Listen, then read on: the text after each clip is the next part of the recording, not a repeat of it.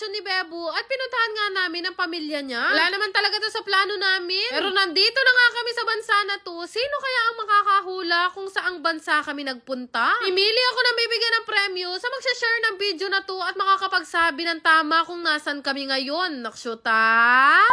For today's ganap nga, tama kayo ng dinig. Nagbakasyon nga kami ni Bebo at nagpunta nga kami ngayon dito sa pamilya niya. Dalawa lang na magkapatid si Bebo at si Kuya. At yung kuya nga niya ay hindi namin kasama sa Pilipinas at nandito nga nagtatrabaho sa ibang bansa. Bilang sobrang workaholic ni Kuya, hindi na nga siya nakakauwi masyado ng Pilipinas. Kaya naman nag-decide kami na kami na lang ang magpunta sa kanya. Nag-rent pa talaga siya ng mga laking space at pinaghandaan nga niya yung pag-uwi namin tatlo dito nila mami. Kaya naman hindi ko na rin na-vlog yung pagpunta namin dito dahil ito pa lang naman yung unang araw namin sa bansa na to. Nakaligtaan ko nga uminom kanina bago ako kumain itong Shepo Apo. Para hindi ko na ulit makalimutan, bago ako maligo, nagtimpla na agad ako. Ingredients kasi to guys, nakakapagpalesen ng cravings natin, kaya hindi ko nakakaligtaan uminom sa isang araw. Kaka-addict din yung lasa niya, para ka lang talaga umiinom ng juice. Marami na rin nakapansin sa inyo na pumapayat na nga rin tong si Bebo. Alam niyo yung dahilan, nakikihati siya dito sa iniinom kong Shepo Apo. Nuko.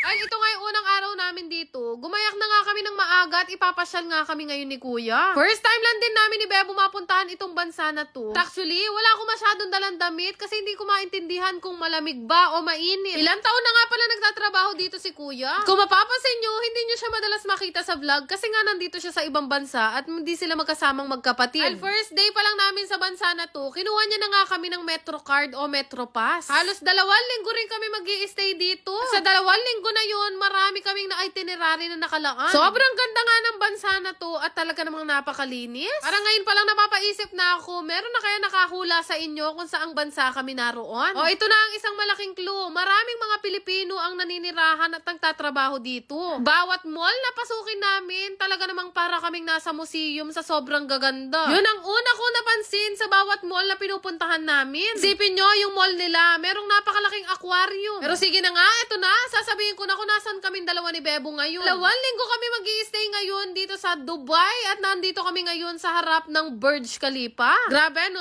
sobrang perfect pala talaga niya sa personal at napakaganda ng pagkakagawa. Bukod doon, talaga naman budol-budol ako sa sarap ng chocolate na natikman ko. Ewan ko na talaga kung di ako mga pururot nito.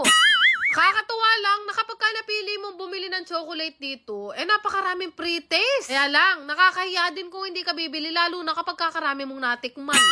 Pagka kasi meron akong tinuturo kay Bebo at nakita ko ng stop, antimano naman mo, bibigyan nila ako ng pre-taste. Galing din yung strategy kasi mahihiya kang hindi bumili, naksyuta.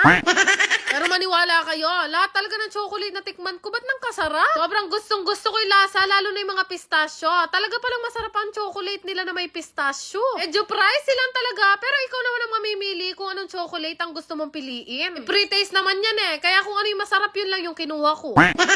Pre-taste pa lang ng mga chocolate, nabusog na nga ako. Ewan ko nga kung bakit nagkaayaan pa kaming kumain. Kaya lang, hindi naman pwedeng ako lang ang busog, kaya sumama na din ako mag-lunch. Ang araw pa lang namin dito sa Dubai, narami na nga ang kinain ko dahil ang kasasarap ng pagkain. Gustong-gusto ko yung parang shawarma nila. Talaga naman the best. After nga nun, nagkaayaan na nga kami na umalis dito sa mall na to. At sabi ko nga sa kanila, wala akong masyadong dalang damit, kaya mag-ukay-ukay kami. Nakalimutan ko lang kung anong pangalan nitong lugar na dinala kami ni Kuya. Na siyang Sky Ranch. At tuwang-tuwa nga ako na meron tumawag sa pangalan ko. Nakilala nga ako ni ate. Sa mga susunod na araw nga, hindi lang kami mamamalagi sa Dubai. Pupunta kami sa napakalamig na lugar. Naman habang nandito na kami sa Dubai, namili na nga ako ng mga panlamig kagaya nga nitong pantakip sa tenga. Unang beses pa lang namin mapunta ng Dubai, pero sobrang na-inlove ako guys dahil sobrang ganda talaga ng bansa na to. Pero mas mag-enjoy kayo kung winter kayo pupunta dahil malamig yung panahon. Shoutout na rin pala kila ate na nakakilala sa amin ni Bebo. Naglakad-lakad nga lang kami dito at in-enjoy namin ang weather. At after nga nun, sinabi ni Kuya na dadalhin na nga daw niya kami sa ukay-ukay. Susunod na araw kasi guys, pupunta nga kami sa sobrang lamig na lugar at kakailanganin namin bumili ng mga coat na makakapal talaga. Maraming ukay-ukay dito sa Dubai, buti na lang talaga konti hindi na akong damit. Kaya kahit hindi panlamig, dito na nga rin ako bumili dahil magtatagal nga kami dito. May idea na ba kayo kung saan bansa kami pupunta?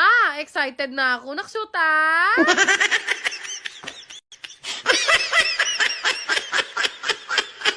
Yun lang naman. Salamat! Meron ako nilalaro na ang pangalan yan nga ay diamond game. Sa kahit hindi pa kayo naglalaro, basta mag-register kayo, may ayuda kayo sa akin. Sobrang daling maglaro dito at ganyan talaga kalaki yung inaabot. Kaya naman yung link andyan sa may comment section.